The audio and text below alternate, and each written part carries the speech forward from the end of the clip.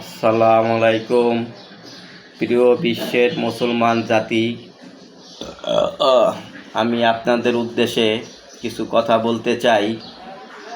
ফিলিস্তিনের বিষয়ে আমরা একটু সামান্য আলাপ আলোচনা করতে চাই। সেটা হচ্ছে, আপনারা জানেন ইসরায়েল খুব ভয়ানক হামলা চালাচ্ছে ফিলিস্তিনের ভাই বোনদের উপরে। তারা খুব অত্যাচার, অন্যায়, জুলুম করতেছে। এখানে পুরুষ, নারী, এমনকি শিশু বাচ্চাদেরকেও তারা হত্যা করছে।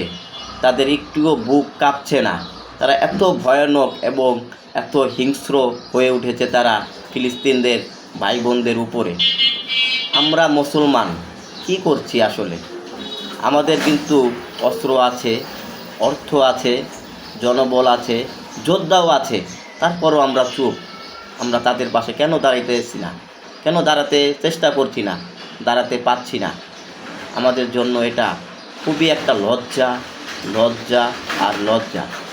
কী শিক্ষা দিয়ে গেলেন আমাদেরকে হযরত মুহাম্মদ সাল্লাল্লাহু আলাইহি ওয়াসাল্লাম? আর আমরা কোন আদর্শে হাঁটছি? আমরা নবী করিম সাল্লাল্লাহু আলাইহি ওয়াসাল্লামের আদর্শ ছেড়ে দিয়ে আমরা বিধর্মী শয়তানের আদর্শ নিয়ে চলছি। এটার নাম কি ইসলাম? এটার নাম কি মুসলমান? খুব কষ্ট লাগে, খুব কষ্ট লাগে, খুব কষ্টের সহিতে এগুলা বলছি। আমরা মুসলমানেরা অস্ত্র হাতে না নিয়ে, যুদ্ধ না করে আমরা শুধু আল্লাহর কাছে দোয়াই করছি যে আল্লাহ, আপনি ফিলিস্তিনদেরকে রক্ষা করেন। তাহলে কি আল্লাহ রক্ষা করবে? আল্লাহ কি নিজে এসে কি যুদ্ধ করবে?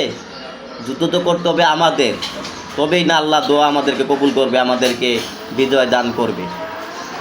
আল্লাহ কোরআনের একটি আয়াতে বলেছেন, ওই জাতির ভাগ্য যতক্ষণ আমি নির্ধারণ করি না, যতক্ষণ না তারা চেষ্টা করে। যেমন একটু সহজ করে বলি, যে আমি আল্লাহকে বললাম, এই আল্লাহ, আপনি আমাকে 5 ওয়াক্ত নামাজি বানায় দেন, কিন্তু আমি তো মসজিদে নামাজের জন্য যাই না। এই চেষ্টা তো বান্দার, মানে আমার। আমি যদি এই চেষ্টাটাই না করি, তাহলে কি আল্লাহ আমাকে 5 ওয়াক্ত নামাজি বানাবে? আমাকে তো আগে মসজিদে যেতে হয়, নামাজ পড়তে হবে, এই চেষ্টাটুকু আমাকে করতে হবে। তাহলে না আল্লাহ আমাকে 5 ওয়াক্ত নামাজি বানাবে। ঠিক তেমনিভাবে আমরা পুরা বিশ্বের মুসলমান চেষ্টা করি না, খালি আল্লাহর কাছে দোয়া করি। এটা হবে না। দেখবেন একদিন কাল হাসরের ময়দানে এই শিশু বাচ্চারা একদিন আল্লাহর দরবারে আমাদের বিরুদ্ধে তারা কথা বলবে, ইয়া রব, আপনার দিনের জন্য আমরা জীবন দিয়েছি, অনেক অত্যাচার জুলুম আমাদের প্রতি হয়েছে, কিন্তু আমাদের সারা বিশ্বের মুসলমান ভাই বোনেরা আমাদের পাশে দাঁড়ায় নাই। তারা আমাদেরকে ইঙ্গিত করে বলবে, তখন আমরা আল্লাহ সুবহানাহু ওয়া তাআলার কাছে কি জবাব দিব? আমরা কিভাবে নবীর উম্মত বলে আমরা দাবি করব? কীভাবে আল্লাহর কাছে মাপ চাবো? এই জাতি, মুসলিম জাতি, খুবই দুঃখ লাগে, খুব কষ্ট লাগে। কি বলবো আসলে, যার যায় সেই বোঝে হারানোর কি বেদনা। আমরা তো অনেক সুখে আছি, ভালো আছি, ঠিকমতো 5 ওয়াক্ত নামাজ পড়তে পারি, রোজা রাখতে পারি, ঈদের নামাজ পড়তে পারি। আর ওই ভাই বোনেরা, তারা 3 বেলা খেতেও পারে না, ঠিকমতো নামাজ আদায় করতে পারে না, রোজা রাখতে পারে না। কি কষ্ট তাদের। তারপরও আমরা আরাম আয়েশ করি, ওই ভাইদের কথা একবারও চিন্তা করি না। তাই আমি একটি ইসলামিক সঙ্গীত লিখেছি। এই ইসলামিক সঙ্গীতটা আমি অনলাইনে ছেড়ে দিব। যাদের কাছে যাবে তারা এটা বেশি বেশি শেয়ার করবেন। এটা শেয়ার করলে হবে যে, যারা ইসলামিক সঙ্গীত শিল্পী যারা আছে, যারা ইসলামিক সঙ্গীত গায়, তাদের কাছে গেলে যেন তারা এটা সুন্দরভাবে গজলটা গেয়ে বিশ্ববাসীর কাছে তুলে ধরতে পারে। এই কারণে আপনারা বেশি বেশি শেয়ার করবেন। আমাকে লাইক দেওয়ার দরকার নাই, আমি লাইক চাই না। আমি অন্তত একটা প্রতিবাদ গজলটা আমি সারা বিশ্বেরবাসীর কাছে যেন তুলে ধরতে পারি।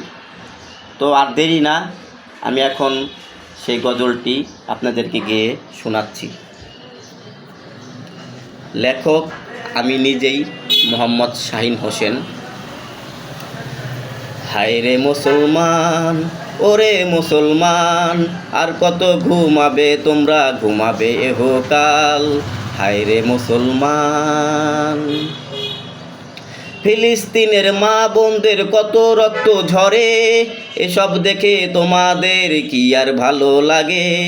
কত শিশুর জীবন গেল ফিলিস্তিনের মাটিতে, চোখ থাকিতে অন্ধ, তোমরা কি জবাব দেবে আল্লাহর কাছেতে?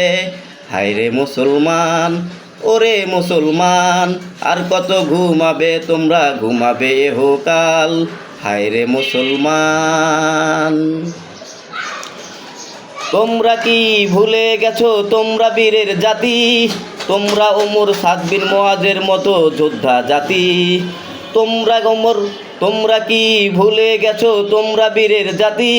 তোমরা ওমর সাদ বিন মুআজের মতো যোদ্ধা জাতি। জেগে ওঠো নবীর উম্মত, আমরা বীরের জাতি। হায়রে মুসলমান, ওরে মুসলমান, আর কত ঘুমাবে তোমরা, ঘুমাবে এহকাল। হায়রে মুসলমান, ইসলামের পক্ষে আমরা অস্ত্র ধরতে জানি, মুক্ত করব ইনশাল্লাহ জেরুজালেম, এই প্রতিজ্ঞা করি। আমি কে তুমি কে, আমরাই মুসলমান, আল্লাহ যদি সহায় হন থাকবে না আমাদের অভিমান। হায়রে মুসলমান, ওরে মুসলমান, আর কত ঘুমাবে তোমরা, ঘুমাবে এহকাল। হায়রে মুসলমান, গাজাবাসী আর তোমাদের কোনো ভয় নাই, আসছি আমরা বীরের বেশে, এবার ইসরাইলের রক্ষা নাই। গাজাবাসী আর তোমাদের কোনো ভয় নাই, আসছি আমরা বীরের বেশে, এবার ইসরাইলের রক্ষা নাই। জীবন দিয়ে লড়বো মোরা, আর হব না পিছু, তোমাদেরই ভাই আমরা, আর ভেবো না কিছু। জয় আমাদের হবেই হবে, এইটা নবীর ভবিষ্যৎবাণী। এখনই জেগে ওঠো, আর করো না দেরি মুসলমান। হায়রে মুসলমান, ওরে মুসলমান, আর কত ঘুমাবে তোমরা, ঘুমাবে এহকাল। হায়রে মুসলমান। তো এটা আপনারা এই গজলটা বেশি বেশি শেয়ার করবেন, এটা যাতে ইসলামিক শিল্পীদের হাতে যায়, তার জন্য এটা আরও সুন্দরভাবে গেয়ে সারা বিশ্বের কাছে যেন তুলে ধরে। তো আমি এটা নিজে লিখেছি, আমি এই লেখাটাও আপনাদেরকে ভিডিওতে দিয়ে দিচ্ছি। এই যে দেখেন,